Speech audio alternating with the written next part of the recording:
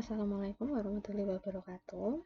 Pada pertemuan kali ini kita masih melanjutkan bab teori struktur modal, di mana sedikit flashback dulu mengenai pertemuan yang lalu ya, teori struktur modal. Di mana di sini dalam bab ini kita mempelajari mengenai hubungan dari struktur modalnya sendiri terhadap nilai perusahaan. Di mana struktur modal di perusahaan itu sendiri nanti biasanya bisa ditentukan apakah si perusahaan ingin mencari modal utamanya itu berasal dari saham kah atau dari hutang sendiri. Di mana besarnya saham sendiri lalu juga dengan hutang itu tentunya akan mengaruhi dari nilai perusahaannya tersebut. Ini kemarin kita sudah sampai ke yang tradisional, sekarang kita lanjut ke model yang selanjutnya.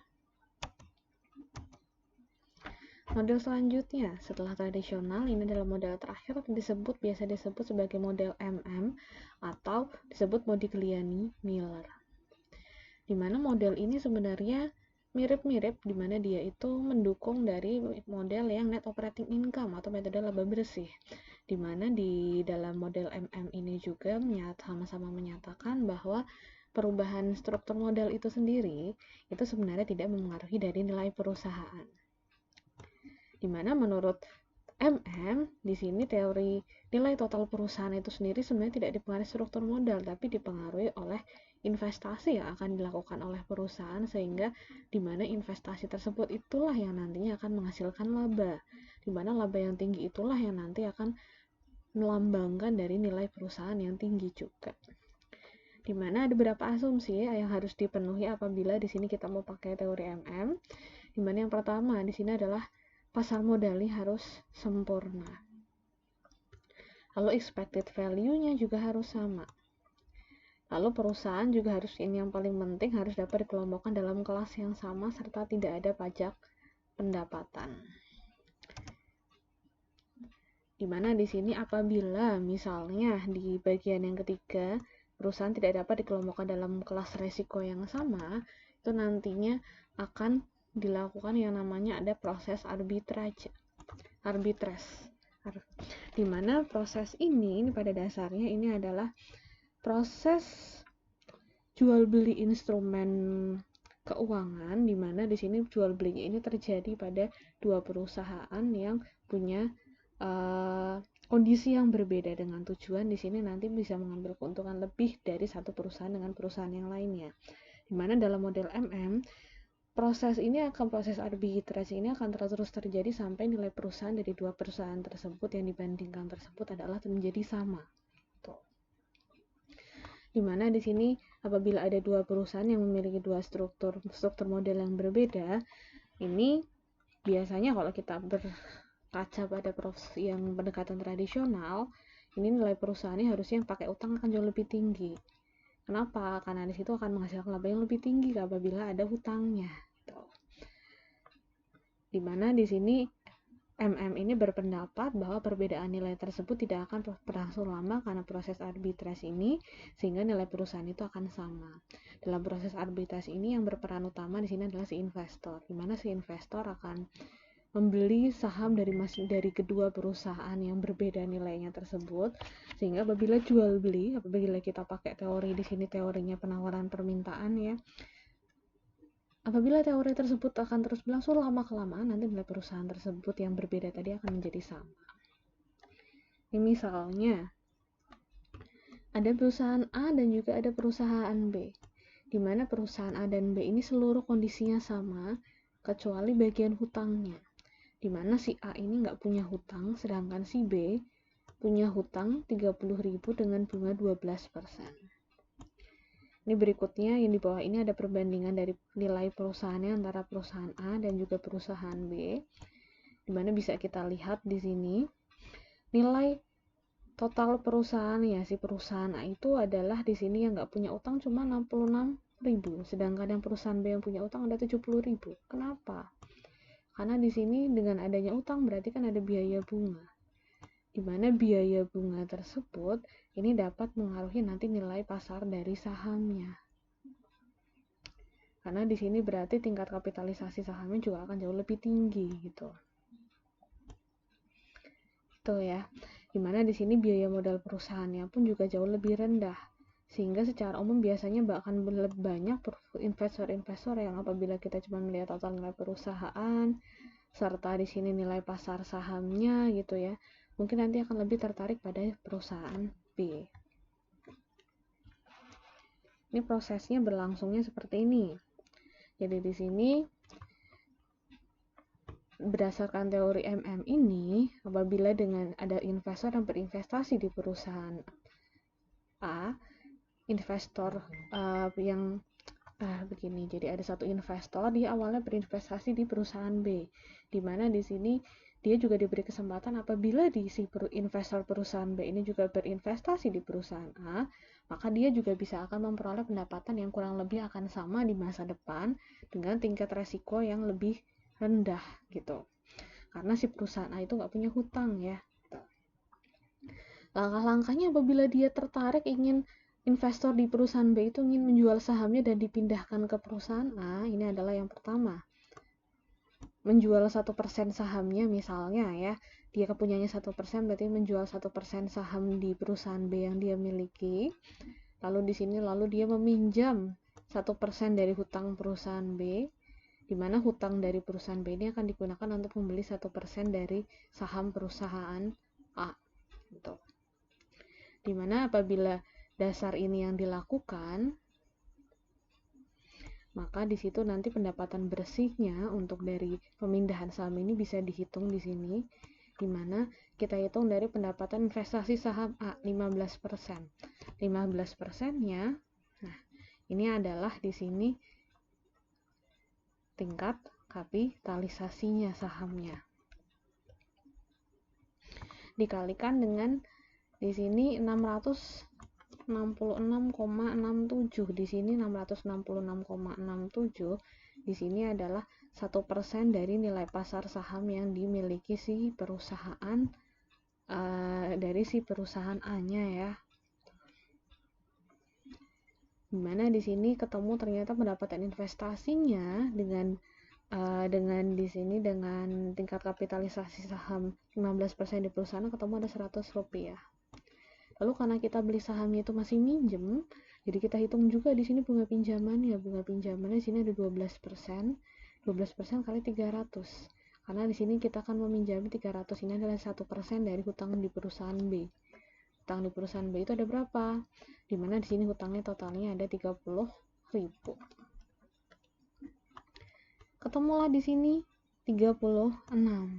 Dimana setelah dikurangi ada pendapatan bersih Rp64. Jadi ini bisa, dan ini di sini kita bandingkan pendapatan investasinya di perusahaan B. Di sini adalah tingkat kapitalisasinya di sini 16% ya. 16%-nya dikalikan nilai pasar sahamnya 1%-nya berarti Rp400. Ini ketemu sama-sama Rp64. Berarti teori ini memang benar ya, terbukti.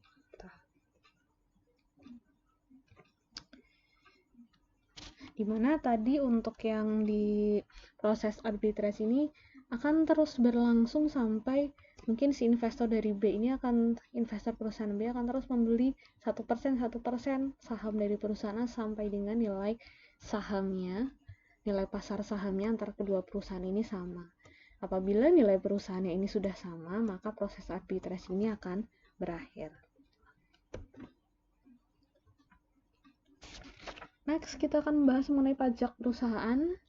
Dimana sebagaimana yang kalian tahu semua juga, di sini dalam kondisi pasar yang tidak sempurna, di sini jelas yang namanya ada biaya modal tambahan akan mempengaruhi dari perubahan dari struktur modalnya sendiri. Dimana di sini salah satu ciri-ciri utamanya dari pasar tidak sempurna itu adalah adanya pajak yang harus dibayarkan oleh perusahaan. Terutamanya di sini di pasar yang tidak sempurna, adanya pajak perusahaan ini biasanya banyak dimanfaatkan oleh perusahaan. Di sini salah satunya adalah untuk mengurangi, dimana di sini pajak ini ada di mana nanti pajak itu juga dapat mempengaruhi yang namanya biaya bunganya. Dimana di sini biaya bunga itu biasanya nanti bisa digunakan untuk mengurangi pajak juga. Tuh. Tapi di sini konsekuensinya memang ya, walaupun di sini biaya bunga dan pajak yang dapat mengaruhi struktur modal ini biasanya nanti jumlah pendapatannya juga bagi perusahaan yang menggunakan hutang di sini akan lebih besar daripada perusahaan yang tidak menggunakan hutang. Dimana di sini ada salah satu contohnya ya, misalnya perusahaannya ada Sina dan Yuna, dimana mereka punya EBIT yang sama.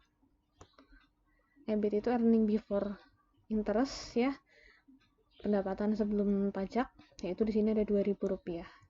Bedanya di sini adalah di kedua perusahaan ini mereka yang satu punya utang, yang satu tidak, sama seperti tadi. Dimana perusahaan Sina ini tidak punya hutang, sedangkan perusahaan Yuna di sini adalah punya hutang.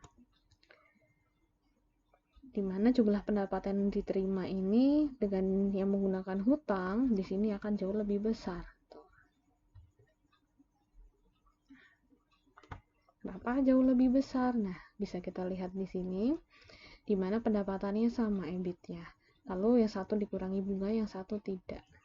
Dimana di sini apabila di sini dikurangi bunga, maka di sini earning before tax-nya di sini akan jadi jauh lebih rendah, dimana apabila kita menghitung pajaknya akan jadi jauh lebih rendah bagi perusahaan-perusahaan yang punya hutang.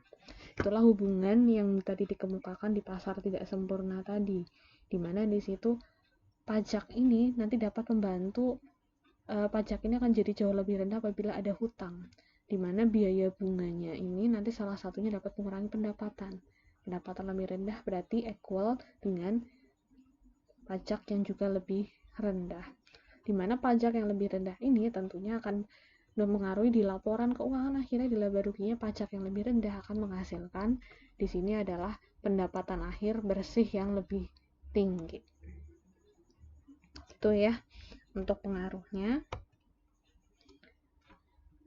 Dimana di sini apabila kita mau hitung lagi, kita bandingkan ya pakai present value tax shield-nya di sini juga ada.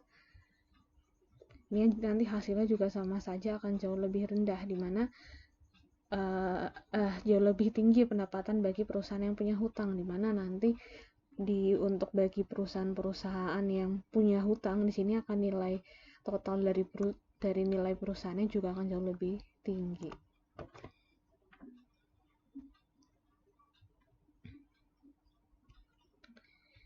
Nih sama saja juga untuk pendapatan pribadi ya, tapi kalau pendapatan pribadi ini sudut pandangnya dari investor sendiri ya, dimana kalau investor dia ingin menghitung pendapatannya sendiri, dia pasti ada yang namanya di sini personal tax. Ini konsepnya sama seperti tadi, dimana adanya pajak pribadi ini akan membantu mengurangi biaya-biaya lainnya gitu ya, sehingga membuat di sini total pendapatan secara keseluruhan akan meningkat gitu. Biaya kebangkrutan di sini berarti maksudnya biaya kebangkrutan di sini adalah biaya-biaya cadangan yang disiapkan agar apabila suatu saat perusahaan bisa bangkrut gitu, dengan anggapan apabila struktur modal perusahaan itu banyak terdiri dari hutang, maka biaya kebangkrutan juga akan lebih tinggi. Nah, berikutnya ada dua teori yang sangat klasik yang berhubungan dengan teori struktur modal dan juga nilai perusahaan. Yang pertama ada signaling teori, dimana berdasarkan teori ini ya, di sini teori signaling ini juga berdasarkan trade-off teori yang mungkin sudah kalian pelajari di awal-awal ya, dimana dalam teori ini dianggapnya perusahaan itu akan memberikan sinyal pada para investor keluar. Memberikan sinyal menggunakan apa? Yaitu satu-satunya cara adalah menggunakan laba. Dimana di sini laba yang tinggi berarti nanti pada saat laba tinggi perusahaan pasti akan mengumumkan, ibaratnya di sini memberi satu announcement, saya punya laba sekian, dimana di sini nanti laba ini diharapkan, pengumuman laba ini adalah sebagai satu sinyal untuk menarik para investor agar mau berinvestasi. Dimana di sini perusahaan-perusahaan yang mampu menghasilkan laba yang tinggi biasanya akan cenderung meningkatkan jumlah hutangnya, karena di situ mereka akan beranggapan bahwa seperti tadi ya, berdasarkan dari teori-teorinya, di situ apabila ada hutang, itu pasti punya biaya bunga, pasti nanti biaya bunganya dapat dimanfaatkan untuk mengurangi di sini dapat digunakan di situ untuk mengurangi beban-beban yang lainnya, sehingga di situ nanti pajaknya juga lebih rendah. dengan pajak lebih rendah, pendapatan totalnya nanti akan jauh lebih tinggi gitu. Lalu yang kedua ada pecking order teori, dimana di sini dalam pecking order teori ini sebenarnya muncul karena adanya asimetri informasi. Dimana dalam pecking order teori ini, di sini sederhananya dalam teori ini adalah perusahaan itu akan bisa mengubah sumber pendanaannya bergantung pada kondisinya. Gitu. Dimana di sini dalam teori ini sumber pendanaan jangka panjangnya bagi perusahaan pasti akan selalu ada dari 3 sumber, yaitu dari laba ditahan, dari hutang, dan juga dari ekuitas. Yang utamanya dalam teori pecking order ini adalah menggunakan laba ditahan dulu. Apabila laba ditahan yang dimiliki perusahaan itu dianggap tidak bisa membiayai seluruh pendanaan dan operasi perusahaan, maka perusahaan itu baru akan mencari di sini pendanaan dari luar, yaitu hutang dan juga ekuitas. Dimana ini adalah salah satu basic teori yang berhubungan dengan struktur modal yang mendahuluinya ya. Jadi dalam teori pecking order ini nanti perusahaan bisa dengan mudah mengubah sumber pendanaan jangka panjangnya dan mengubah struktur modalnya apabila laba ditahan dianggap tidak dapat membiayai seluruh operasi perusahaan. Ya, mungkin sampai di sini. Apabila ada pertanyaan nanti kita bisa diskusikan di Google Classroom. Terima kasih.